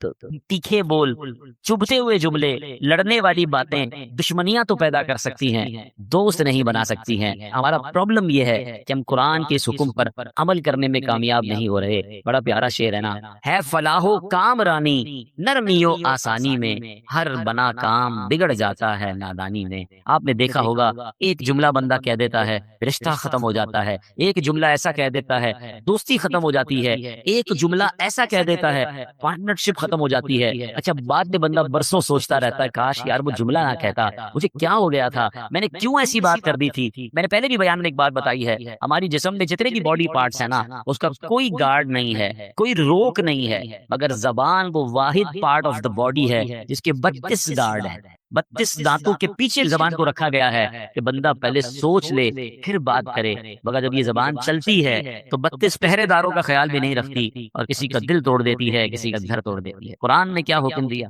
ہماری بات قرآن کی کر رہے ہیں۔ اللہ فرماتا ہے وَقُولُوا لِلنَّاسِ حُسْنًا، اور لوگوں سے اچھی بات کہو۔ کاش ہمیں اچھا بولنا نصیب ہو جائے، میٹھا بولنا نصیب ہو۔ کڑوا بولنا بہت سارے لوگوں کو آتا ہے، ایسے ایسے جملے ڈھونڈ کر لاتے ہیں اور سامنے والے کو کہتے ہیں کہ اس کا دل چھلنی ہو جاتا ہے، اس کو اس قدر غصہ آ جاتا ہے کہ بات پھر لڑائی تک پہنچ جاتی ہے۔ نہیں میرے پیارے اسلامی بھائیوں، اس طرح کی باتیں کرنے کا کیا فائدہ؟ اب اتنی کڑواہٹ ہے لوگوں کی زبان میں، اب موٹر سائیکل پر جا رہے ہیں، سائیکل پر جا رہے ہیں، گاڑی میں جا رہے ہیں یا رستے میں جا رہے ہیں، کسی کی ٹھوکر لگ گئی، کوئی انسان ہے نا، غلطی ہو جاتی ہے، اندھا ہے کیا؟ دیکھ کر نہیں، اسٹارٹ ہی تیکھے جملوں سے ہو رہا ہے، آنکھیں نوچ لوں گا تمہاری، جانتا نہیں میں کون ہوں۔ یعنی everybody is ready to fight, معافی درگزر، عفو کہاں گیا؟ ہم کیوں کسی کو یہ احساس نہیں دلاتے کہ ہو جاتی ہے انسان سے غلطی؟ کیا آپ سے غلطیاں نہیں ہوتی؟ مجھ سے مسٹیک نہیں ہو سکتی؟ کیا ہر مسٹیک، ہر غلطی کی سزائے موت ہی دینی؟ وہ لوگ جو اس طرح سختیاں کرتے ہیں، اس طرح ان کے جملے کڑوے ہیں، وہ تنہا رہ جاتے ہیں۔ مجھے ایک بات بتائیں، آپ کی لائف میں بھی ایسے بہت سارے لوگ ہوں گے جن سے بات کرنے کو آپ کو جی نہیں چاہتا ہو۔ کیوں نہیں چاہتا؟ کیونکہ ان کی بات میں کڑواہٹ ہے، ان کی بات ہمیشہ سختی سے شروع ہوتی ہے، ان کی بات میں چبن ہے۔ ایسے لوگ تو مسجد میں آنے والوں کو ناراض کر دیتے ہیں۔ مسجد میں بچے آتے ہیں، ٹھیک ہے، بچے تو بچے ہی ہوتے ہیں، ان کو کیا پتا شرارت کرنی ہے نہیں کرنی۔ ان کے والد کا کام ہے، بڑے بھائی کا کام ہے کہ مسجد میں ایسے بچوں کو لائیں جو شرارت نہ کریں، شور نہ کریں۔ لیکن اگر کوئی بچہ کر بھی بیٹھا تو کیا اس کا انداز یہ ہوگا کہ اس بچے کو تھپڑ مار دیا جائے، اس بچے کو اتنا ڈانٹا جائے، اتنا ڈرا دیا جائے کہ آئندہ وہ مسجد میں آنے سے ڈر جائے؟ آپ نے آنے والی نسل کو مسجد میں آنے سے ڈرا دیا کہ نہیں بھائی مسجد میں تو بڑے خطرناک انکل ہوتے ہیں، نہیں، پیار محبت سے. ہمیں تو اپنی نسلوں کو آگے مسجدوں میں نمازی بنانا ہے. آج دیکھیں آہستہ آہستہ نوجوان دور ہوتا جا رہا ہے مسجد سے، اور ہم اگر آنے والے نوجوانوں کو، آنے والے بچوں کو دیکھیں جو کبھی کبھی آتا ہے اس کو مسجد کے آداب نہیں پتا ہوتا. آپ نے واقعہ سنا ہوگا، اسلام کے ابتدائی دور تھا، ایک شخص ابھی نیا نیا مسلمان ہوا تھا، مسجد نبوی میں آیا، اس کو پیشاب کی حاجت ہوئی، اس نے مسجد میں پیشاب کرنا شروع کر دیا. صحابہ اکرام کو بڑا غصہ آیا، مسجد میں. نبی پاک نے روک دیا.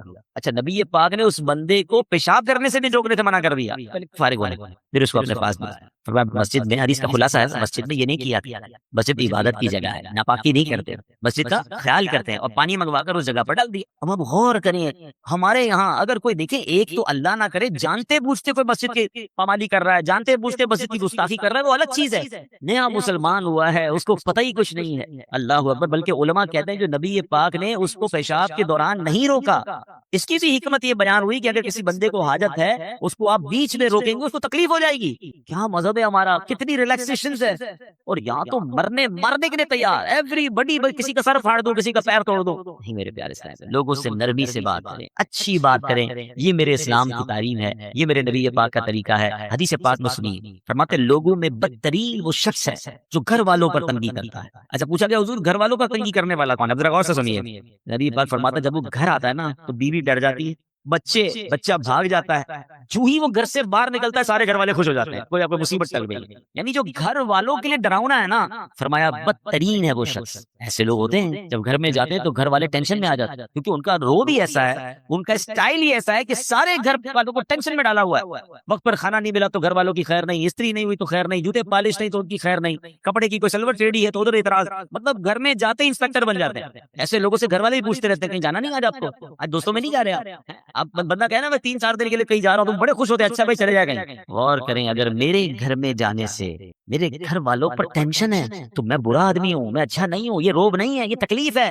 اب یقین جانے سب سے زیادہ میرے اخلاق کے حقدار ہی میرے گھر والے ہیں. اور یہ حدیث پاک ہے، تم میں بہترین وہ ہے، خیرکم لأہلی، the best amongst you، وہ ہے کہ جو اپنے گھر والوں کے ساتھ بہترین ہے. اس کو کبھی چیک کرنا ہو نا کہ میرا گھر والوں کے ساتھ کیسا تعلق ہے. آپ یہ دیکھیں آپ اپنے گاہکوں کے ساتھ کیسا تعلق ہے. اگر آپ دکاندار ہیں اور آپ کا کوئی بڑا اچھا گاہک ہے، کسٹمر ہے، آپ کیسے بات کرتے ہیں؟ آئیے بیٹھے بیٹھے ماشاءاللہ، پانی پلاؤں آپ کو، چائے پلاؤں، اچھا کھانا منگاؤں آپ کے لیے. کبھی یہ انداز اپنے ماں باپ کے ساتھ کیا، اپنے بیوی بچوں کے ساتھ یہ پیار والی باتیں کی. اچھا، اس کے بعد سیکنڈ نمبر پر دوستوں کے ساتھ کیسا تعلق ہے؟ او بھائی دوست کو کھانا بھی کھلائیں گے، چائے بھی پلائیں گے، رات بھر اس کے ساتھ رہیں گے، ایک مصیبت میں دوست آ گیا تو ہم حاضر. ان دونوں کیٹیگریز، یعنی چاہے وہ کسٹمرز ہوں چاہے وہ آپ کے فرینڈز ہوں، ان دونوں سے زیادہ حقدار کون ہے؟ وہ گھر والے. لیکن گھر والے باپ رے باپ ٹینشن میں، تکلیف میں، بندہ اچھا نہیں. آقا نے کیا فرمایا؟ لوگوں میں بدترین وہ ہے جو گھر والوں کے لیے تنگی کرے. مزہ پتہ ہے کیا ہے؟ اچھا، ایک اور ٹیسٹر ہے، کبھی چاہیں چیک کرنا چاہیں کہ گھر والے کبھی بھی نہیں بتائیں گے، خاص طور پہ اس کو کیسے بتا سکتے ہیں جو اتنا سخت ہے کہ آپ کی وجہ سے ہم تکلیف میں اور تکلیف بڑھ جائے گی، اس سے تو چھوڑنا ہی نہیں ہے. اب اگر بندے کو خود چیک کرنا ہے، جگرا بڑا ہے کہ یار کہیں میں ایسا ہوں تو نہیں، کیونکہ بعض اوقات برے آدمی کو یہ بھی نہیں پتا ہوتا کہ میں برا ہوں، اس کو لگتا ٹھیک ہی تو ہے بھائی، سختی نہیں کریں گے تو گھر والے بگڑ جائیں گے. بھائی کیا سختی سے ہی سدھارا جا سکتا ہے، پیار سے نہیں سدھارا جا سکتا. میں ایک ایگزامپل دیتا ہوں. ایک والد ہے جو گھر میں داخل ہوتا ہے اور بچے کہتے ہیں جلدی سو جاؤ، ابو آ گئے، ڈر گئے ہیں نا، رضائی میں گھس جاتے ہیں، ابو سے ملاقات ہی نہیں کرنی کیونکہ ابو ملنا ہے، اور ابو نے جناب اب سارے دن کی کارکردگی لینی ہے، ڈنڈا ہاتھ میں پکڑنا ہے اور برا بھلا ہی کہنا، تو اس سے بہتر چھپ جاؤ. ایک والد وہ ہے جب گھر میں جاتا ہے تو بچے دوڑتے ہوئے آتے ہیں، جلدی آ جاؤ ابو آ گئے. بتائیں ان دونوں میں سے کون سا والد ہے جو اپنے بچوں کی اچھی تربیت کر سکے؟ دوسرے والا نا. بچے پیار سے قریب آئیں گے تو آپ ان کو تربیت اچھی کریں گے، نماز کا چاہیں گے، جھوٹ بولنے سے بچنے کا کہیں گے. جب وہ ملنا ہی نہیں چاہتے آپ سے تو کیسے تربیت کرو گے؟ تو لوگ سمجھتے سختی سے تربیت ہوتی. نہیں جناب، آپ کو نرم رکھنا ہے. یقیناً کہیں نہ کہیں سختی، بھائی ڈاکٹر بھی پیار والی باتیں کر کے کبھی کبھی ایک انجیکشن لگا دیتا ہے، لیکن آپ اگر ہر وقت انجیکشن لے کے گھوم رہے ہیں پھر تو بچے دور ہو جائیں گے، فیملی دور ہو جائے گی. اچھا، اگر اب آپ نے ٹیسٹ کرنا ہے کہ میں وہ بدترین آدمی ہوں کہ نہیں جس کے بارے میں نبی پاک نے فرمایا کہ جب وہ گھر میں جاتا ہے تو بیوی ڈر جاتی ہے، بچے جو ہے وہ بھاگ جاتے ہیں، تو اب یہ چیک کرنا ہونا تو آپ بغیر ان کو بتائیں جب گھر میں داخل ہوتے ہیں تو آپ چیک کریں. ہمارے گھر میں جانے سے اگر لوگ پہلے مسکرا رہے تھے، ہنس رہے تھے، باتیں کر رہے تھے، جاتے ہی سب خاموش ہو گئے، مسکراہٹ ہی غائب ہو گئی چہرے سے، تو سمجھ جائیں کہ میں گھر والوں کے لیے ریلیکسیشن کا باعث ہے. مزہ یہ ہے کہ بندہ گھر میں جائے تو ماں کہے میرا بیٹا، بھائی کہے میرا بھائی آ گیا، بچے کہے میرے ابو آ گیا، بیوی کہے میرے سرداج آ گئے، ایوری بڈی بیکم ریلیکس جب آپ گھر کے اندر داخل ہو. یہ میری اور آپ کی ذمہ داری ہے. اسلام ہمیں اس بات کا درس دیتا ہے. ہم باہر بڑے خوش اخلاق اور گھر میں شیر ببر بن کر پھرتے ہیں، یہ اسلام نہیں. آگے چلے سبحان اللہ. اب روب کے بارے میں لوگ کہتے ہیں روب ہونا چاہیے، آئیے میں بتاتا ہوں نبی پاک کا روب کیسا تھا اور پیارے آقا کا اخلاق کیسے. حدیث پاک میں ہے ایک آدمی 2 مہینے تک سفر کرے، یعنی اتنا دور پہنچ جائے فرمایا اتنا دور بھی اگر کوئی ہوگا تو نبی پاک کے مبارک روب کا عالم یہ ہے کہ 2 مہینے دور سفر کر کے بھی جہاں پہنچا ہے وہاں بھی اس کے دل پر نبی پاک کا روب طاری ہو جائے گا، اتنا روب، ٹھیک ہے؟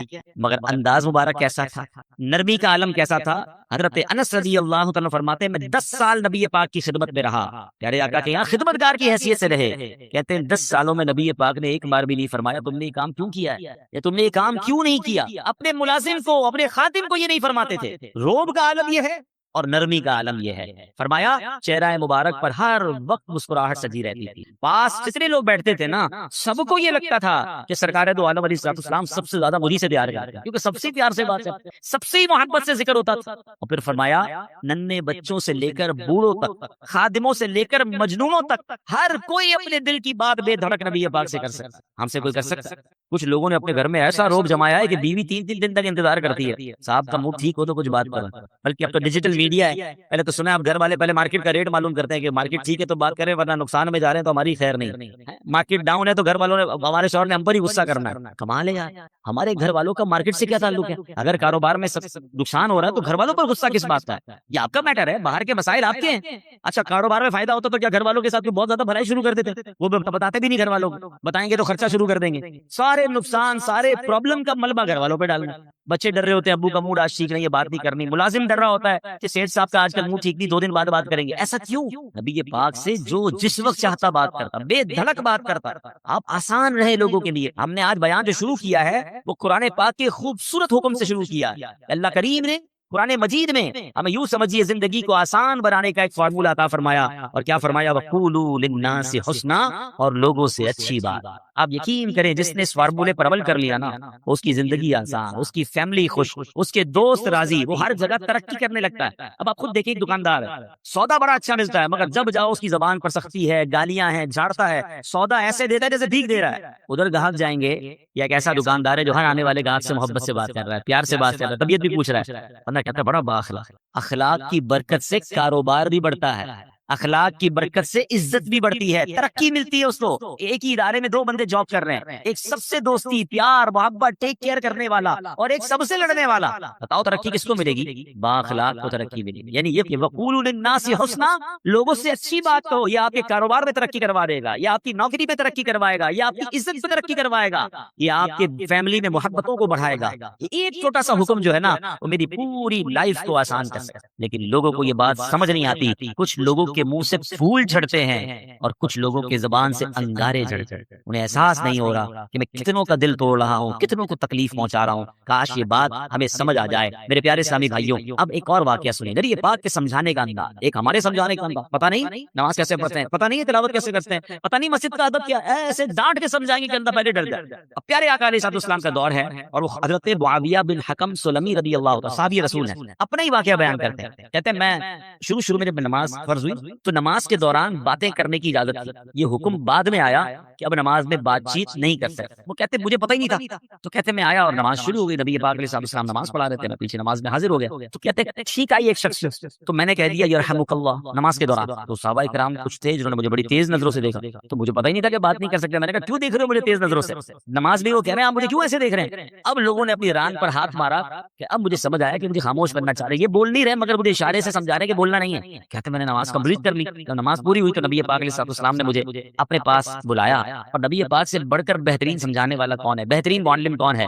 کہتے نبی پاک علیہ السلام نے نہ مجھے ڈانٹا، نہ برا بھلا کہا، نہ جھڑکا، بلکہ فرمایا نماز میں باتیں نہیں کرتے، نماز میں تو اللہ پاک کی تسبیح کرتے ہیں، تکبیر کہتے ہیں، قرآن کی تلاوت کیا کرتے ہیں۔ کہتے بس نبی پاک نے بٹھا کر مجھے یہ بھی تو ایک اللہ، ایک بندے کو حکم پتہ ہی نہیں ہے اور آپ ذرا اس پر چڑھ دوڑیں، یہ نہیں ہوتا۔ خاص طور پر اگر آپ نے اسلام کی بات سکھانی ہے، دین سکھانا ہے، پہلے ایک بات سمجھیے، اگر آپ اپنے بچوں کو نمازی بنانا چاہتے ہیں، قرآن پڑھانا چاہتے ہیں، یا آپ کسی نیکی کے کام کو پھیلانا چاہتے ہیں، تو ایک بار یاد رکھیں کہ آپ اچھا کر رہے ہیں تو کوئی ہے جو اس کو بگاڑنا بھی چاہتا ہے۔ جب بھی بندہ اللہ رسول کی بات کرے گا نا تو اس کی مائنڈ میں ہونا چاہیے میرا ایک دشمن ہے جو اس بندے کو دین کی طرف نہیں آنے دینا چاہ رہا، کیونکہ شیطان تو کبھی بھی نہیں چاہے گا نا۔ یعنی آپ سارے ماشاءاللہ جو مسجد میں آئے ہیں نا تو ایک طاقت تھی جو آپ کو روکتی رہی اور آپ اس کو یوں سمجھے چیرتے ہوئے آ گئے مسجد میں، ماشاءاللہ ایمان مضبوط تھا۔ لیکن ایسا کئی لوگوں کے ساتھ ہوتا ہے جو گھر سے نکلتے ہیں مسجد کے لیے، شیطان پہنچنے نہیں دیتا، یار اگلی بار جائیں گے، آج گرمی بڑی ہے، چلو یار آج رہنے دو، گھر سے نکلا تھا حالانکہ نماز کے لیے، مگر شیطان نے بدل دیا۔ تو آلویز جو دین کا داعی ہے اسے یہ سوچنا ہوگا، جو کسی کی اصلاح کرنا چاہتا ہے اس کو یہ سوچنا ہوگا کہ میں اصلاح کرنا چاہتا ہوں، شیطان دور کرنا چاہتا ہے. ہم دونوں کی لڑائی چل رہی ہے. ذرا سی میں نے سختی کی تو یہ بندہ شیطان کی مان کے دور چلا جائے گا. نرمی، پیار، محبت اتنا دو کہ وہ شیطان کی نہ مانے، آپ کی بات مانے اور اللہ رسول کی طرف آئے. لیکن اگر سمجھانے والا ہی سخت ہو گیا، سمجھانے والا ہی ڈانٹنے والا ہو گیا، تو پھر تو بہت آسانی سے شیطان دور لے کے چلا جائے گا. یہ بہت ضروری ہے ان تمام لوگوں کے لیے جو ٹیچرز ہیں، جو والد ہیں، جو تنظیم کے بڑے ہیں، جو کسی کمیونٹی کے بڑے ہیں، کسی خاندان کے بڑے ہیں. اگر آپ کو اللہ نے مقام دیا اور آپ لوگوں کو کچھ گائیڈ کرنا چاہتے ہیں، you have to be soft. نرم، شفقت، آپ کی زبان سے پھول جھڑنے چاہیے، کیونکہ آپ کا مقابلہ شیطان سے ہے. وہ چاہتا یہی آپ بد اخلاقی کریں، میں لوگوں کو لے جاؤں، اور ایسا ہوتا ہے. کئی بدقسمتی سے دین کی بات کرنے والے بھی اتنے سخت ہوتے ہیں کہ لوگ دین سے دور ہو جاتے ہیں. ایسا مت کیجیے، خدا کے واسطے ایسا مت. شیطان کھینچ رہا ہے اور یہ بندہ آپ کی بات سننے آ گیا. اب تو پیار سے بات کیجیے، اب تو مسکرا کر بات کیجیے، اب تو نرمی کی بات کیجیے. انشاءاللہ اگر اس بات پر عمل کریں گے، اللہ نے چاہا زندگی میں بڑی ترقیاں اور بڑی کامیابیاں ملیں گی. اعلیٰ حضرت امام اہل سنت فرماتے ہیں اعمال میں ہدایت نرمی سے چاہیے، اس سختی سے ضد نہ بڑھے. اللہ کرے یہ بات ہمیں سمجھ آ جائے. اچھا بالکل اسی طرح کسی کو سمجھانا ہے، اس میں بھی بڑی غلطی ہوتی ہے. سب کے سامنے لوگ سمجھاتے ہیں. یہ میرا بیٹا جو ہے نا، اچھا رشتے دار آئے گھر پہ، مہمان آئے ہیں، اور ان کے سامنے کہہ رہے ہیں یہ بیٹا میری بات مانتا نہیں ہے، بہت تنگ کرتا ہے، ذرا آپ بھی اسے سمجھا دیں. کیا وہ سمجھے گا آپ کی بات؟ سب کے سامنے آپ نے ذلیل کر دیا. بلکہ ہمارے ساتھ بھی ہوتا ہے کہ کسی بزرگ، کسی عالم دین کے پاس اپنے بیٹے کو لے کر لائن میں لگ کر آتے ہیں اور کہتے ہیں میرا بیٹا بڑا شرارتی ہے، مجھے بہت تنگ کرتا ہے، آپ ذرا اس کو سمجھا دیں. آپ سوچیں آپ نے اس بیٹے کو اس دیندار آدمی کے سامنے ذلیل کر دیا، وہ کیسے اپنے باپ سے محبت کرے گا؟ ہونا کیا چاہیے تھا؟ والد آ کر کہتا میرا بڑا پیارا بیٹا ہے، اس کے لیے دعا کرو. یہ بھی تو ہو سکتا ہے، دعائی کروانی تھی، اس کی برائی کرنا ضروری ہے سب کے سامنے. اور ہو سکتا ہے آپ کا یہ جملہ بیٹے کے دل میں آپ کے لیے نرمی ڈال دے کہ یار میں ابو کو اتنا تنگ کرتا ہوں، ابو پھر بھی جا کے ایک عالم دین کے پاس، ایک بزرگ کے پاس جا کر کیا کہہ رہے ہیں کہ میرے بیٹے کے لیے دعا کر دیں، میرا پیارا بیٹا. یہ تو طریقہ ہوتا ہے دل میں محبت ڈالنے کا. ہم خود ہی اپنے بچوں، اپنے چھوٹوں سے اپنے دل میں محبت دور کر رہے ہوتے ہیں. اچھا پھر اسی طرح ایک اور کہانی کیا ہو کر آج کل لوگ ہو گئے سوشل میڈیا پہ سمجھانا ہے. اب مجھے ایک بات بتائیں، آپ نے کسی ایک بندے کو سمجھانا ہے، اس کو ویڈیو پہ سمجھائیں گے. اب ویڈیو پہ آپ سمجھا رہے ہیں تو ہو سکتا ہے اس کو ضد ہو جائے. اچھا آپ نے اس کو سمجھایا، جب اس کی کوئی برائی بتائی اور اس نے وہ برائی ختم کر بھی لی، تو یہ ہزاروں لاکھوں لوگوں کو آپ نے اس کی برائی بتائی، اس کا عذاب کس پر ہے؟ اس کا گناہ کس پر؟ یہ کون سا طریقہ ہے کہ آپ کو کسی فرد سے پرابلم ہے اور آپ اس کو سوشل میڈیا پہ سمجھا رہے ہیں، ویڈیو کے ذریعے سمجھا رہے ہیں؟ یہ تو عجیب ہو گیا، یہ دشمنی بڑھانے والی بات ہے، یہ شیطان کو خوش کرنے والی بات ہے. اللہ کرے کہ یہ لوگوں کو بات سمجھ آ جائے. ایک جملہ یاد کر لیں، جس نے کسی کو سب کے سامنے سمجھایا اس نے اس کو ذلیل کیا، اور جس نے کسی کو اکیلے میں سمجھایا اس نے اس کو زینت بخشی. استغفار جہاں گناہوں کی معافی ہے نا، وہاں یہ بہت سارے مسائل کے حل کی کنجی بھی ہے.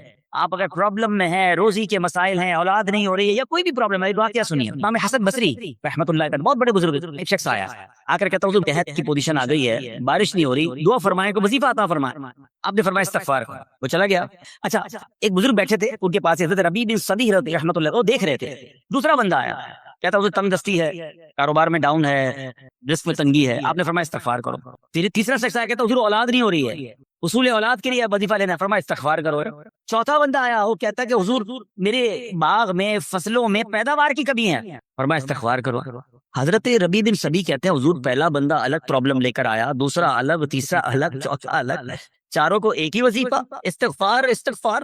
ہائے ہائے، بڑوں کی بڑی بات ہے. قرآن میں بھی پڑھتا ہوں، قرآن آپ بھی پڑھتے ہیں، مگر دیکھو اللہ والے کیسے پڑھتے ہیں. کیا خوبصورت جواب دیا آپ نے. آپ فرماتے ہیں سورہ نوح پارہ 29 آیت نمبر 10 سے 12 کی آپ نے تلاوت فرمائی. اب ذرا قرآن سنیے گا. بسم اللہ الرحمن الرحیم. استغفروا ربکم انہ کان غفارا یرسل السماء علیکم مدرارا ویمددکم باموال وبنین ویجعل لکم جنات ویجعل لکم انہارا. سبحان اللہ. ذرا سنیے گا، اپنے رب سے معافی مانگو. استغفروا ربکم انہ کان غفارا، بے شک وہ بڑا معاف کرنے والا ہے. اب دے گا عطا، کیا فرمائے گا؟ یرسل السماء علیکم مدرارا، وہ تم پر موسلا دھار بارش بھیجے گا. وَيُمْدِدْكُمْ بِأَمْوَالٍ وَبَنِينَ وَيَجْعَلْ لَكُمْ جَنَّاتٍ وَيَجْعَلْ لَكُمْ أَنْهَارًا. فرمایا اور مالوں اور بیٹوں سے تمہاری مدد فرمائے گا، اور تمہارے لیے باغات بنا دے گا، اور تمہارے لیے نہریں بنائے گا. باغات بھی بڑھ رہے ہیں، اولاد بھی عطا ہو رہی ہے، مال بھی بڑھ رہا ہے، بارش بھی ہو رہی ہے. اس چیز سے استغفار سے. تو استغفار یہ آپ کے بہت سارے پرابلمز کا حل ہے، مسائل کا حل ہے. بس اپنی زبان استغفار سے تر رکھے. اچھا پھر اس میں تھوڑی سی شرمندگی بھی, ایسا نہیں کہ استغفار بھی ہو رہا ہے اور دماغ کہیں اور ہے, مسکرا بھی رہے ہیں, ہنس بھی رہے ہیں, اور استغفر اللہ, کسی سے معافی مانگتے ہوئے ہنستا ہے کیا بندہ؟ استغفر اللہ ربی من کل ذنب واتوب الیہ, یا اللہ میں اپنے سارے گناہوں سے تجھ سے معافی مانگ رہا ہوں. بہت سارے استغفار کے سیکھے ہیں, استغفر اللہ العظیم من کل ذنب عظیم, اے اللہ میں تجھ سے استغفار کرتا ہوں, وہ رب جو بہت عظیم ہے, اپنے سارے بڑے گناہوں سے میں استغفار کرتا ہوں.